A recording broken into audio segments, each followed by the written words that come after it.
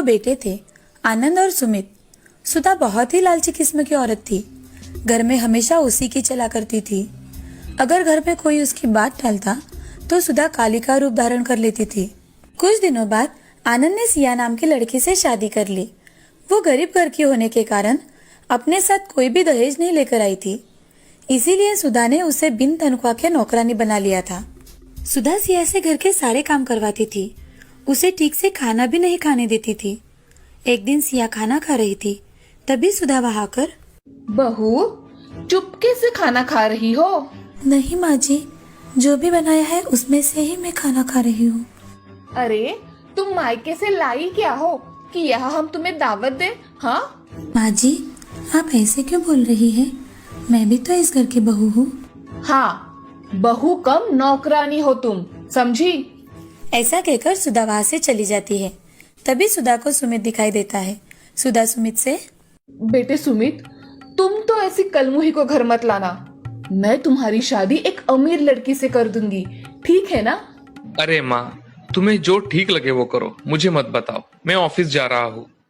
ठीक है बेटा। ऐसा कहकर सुमित वहाँ से चला जाता है। यह सब बातें सिया सुन लेती है। उसे बहुत ही बुरा लगता है। फिर भी सिया चुपचाप से काम किया करती थी। सुधा के कहे अनुसार सुमित की शादी धनवान सेठ की लड़की प्रिया से कर दी गई। दोनों की शादी बड़े धूमधाम से हुई। उस शादी में कपड़े, गहने, घर की वस्तुएं तथा सोने भी दहेज में मिला था। प्रिया घर में आकर एक कुर्सी पर बैठ जाती है और अपनी सासू माँ से, हमारे घर में नौकर नहीं है क्या? मुझे तो कोई नौकर दिखाई नहीं दे रहा।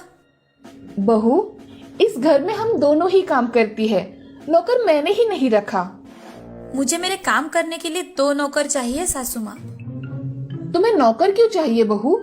तुम्हें जो चाहिए वो हमसे मांग लेना, हम तुम्हें ला कर देंगे। फालतू नौकरों पे पैसे क्यों खर्च करना? मुझे सुबह उठते ही बेटी लगती है। सब कुछ मुझे मेरे कमरे में चाहिए, और मुझे कुछ भी चाहिए तो मैं मंगवा लूंगी, नहीं तो आवाज दे दूंगी।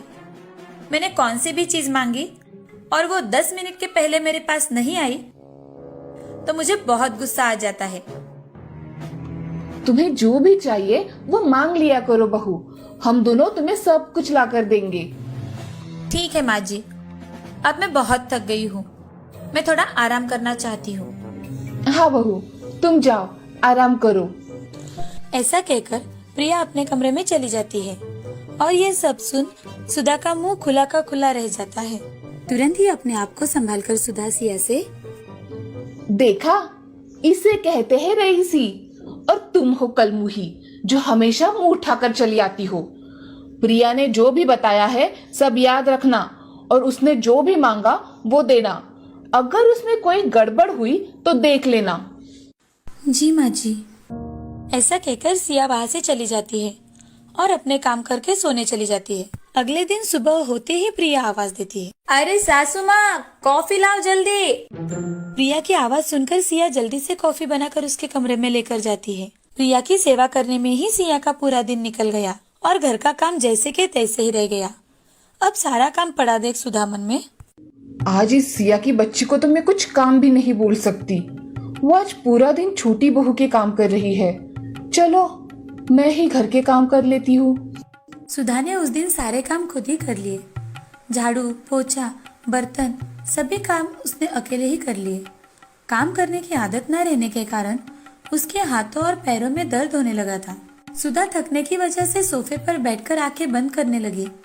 तभी छोटी बहू प्रिया अपने हाथों में पैसों से भरा हुआ बैग लेकर आती है और वहां आकर सुधा से, माँ जी, मैं क्लब में किटी पार्टी के लिए जा रही हूँ और मुझे लौटने में थोड़ी देर हो जाएगी, बाय। ऐसा कहकर प्रिया क्लब में चली गई। यह सिलसिला हर रोज का होने लगा। सिया दिन भर प्रिया की सेवा करते करते थक जाती थी और सुधा वो घर के काम करते करते थक जाया करती थी, और प्रिया वो अपने सहेलियों के साथ हर रोज किटी पार्टी करने चली जाया करती थी। घर के काम करके अब सुधा बहुत थक गई थी, और तो और उसमें प्रिया हर रोज पैसे किटी पार्टी में खर्च किया करती थी। ये देख सुधा अपने बेटे सुमित से, सुमित, जरा इधर तो आना। हाँ माँ, तुमने मुझे बुलाया? हाँ बेटे, आओ यहाँ बैठो। क्या बात है माँ? अरे बेटा, प्रिया हर रोज किटी पार्टी में जाकर पैसे खर्च करती है। मैं और सिया काम करके थक जाते हैं। तुम ही प्रिया को कुछ समझाओ ना। माँ, तुम्ही ने तो उसे सर पे चढ़ा के रखा था कि धनवान की लड़की है, उसने जो कुछ मांगा वो तुमने उसे दिया, और तो और बेचारी भाभी को भी उसकी सेवा में लगा दिया। अगर मैंने उसे अभी कुछ कहा तो वो बोलेगी मैंने ढेर सारा दहेज देकर तुम्हें खरीदा है। मैं उसे कुछ नहीं कह सकता माँ, आप औरतें आपस में संभाल लो। ऐसा कहकर सुमित वहां से चला जाता है। यह सुन सुधा चुप हो जाती है। कुछ दिनों के बाद सुधा का फोन कंटिन्यू बजने लगा। तभी सुधा ने फोन उठाकर, हेलो। क्या आप घर में काम करती है? सुधा ने गुस्से से अपना फोन कट किया। तभी उसका फोन फिर से बजा। सुधा ने फोन उठाया। हेलो। आपको फिश करी बनानी आती है क्या? आप कौन हो? और मैं काम वाली नहीं हूँ, समझी? मुझे फेसबुक पर आपका नंबर दिखा, इसीलिए मैंने कॉल किया। तुम्हें किसने दिया मेरा नंबर? हाँ, प्रिया मैडम ने हमें ये नंबर दिया है। तुम फोन रखो, मैं किसी के यहाँ काम नहीं करती। तभी गुस्से में सुधा प्रिया से, प्रिया, प्रिया, कहाँ हो? क्या हुआ माँ जी, आपने आवाज दी? बहू, मेरे मोबाइल पर सुबह से अननोन नंबर से फोन आ रहे हैं। और काम करती हो क्या? फिश बनाती हो क्या? ऐसे कुछ वो औरतें बोल रही थी। मैंने उनसे पूछा तो तुमने ही मेरा नंबर दिया उन औरतों को, ऐसा वो बोल रही थी। अरे हाँ माँ जी, मैंने ही आपकी पोस्ट फेसबुक पर डाली थी। किसी को इतनी काम करने वाली अच्छी सास चाहिए तो कॉल करे, और लोगों ने आपके नंबर पर कॉल करके पूछा होगा, है ना माँ जी? वैसे भी मुझे क्लब के लिए थोड़े पैसे कम पड़ रहे थे, इसीलिए मैंने आपकी पोस्ट दे दी। मैं कहीं नहीं जाने वाली, समझी? और मैं काम वाली नहीं हूँ। माँ जी, इस पोस्ट से हमें बहुत पैसे मिलेंगे, और जो भी कस्टमर हमें अच्छे पैसे देंगे उससे हमें डील फाइनल करनी है। बहू, तुम क्या कह रही हो? तुम्हें समझ में आ रहा है?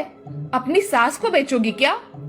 अरे माँ जी, मैं हस्बैंड फॉर सेल भी लगाने वाली हूँ। जो भी अच्छी डील होगी उसका हमें ही तो फायदा मिलेगा, और आप जैसी दयालु सास किसी को कहाँ मिलेगी।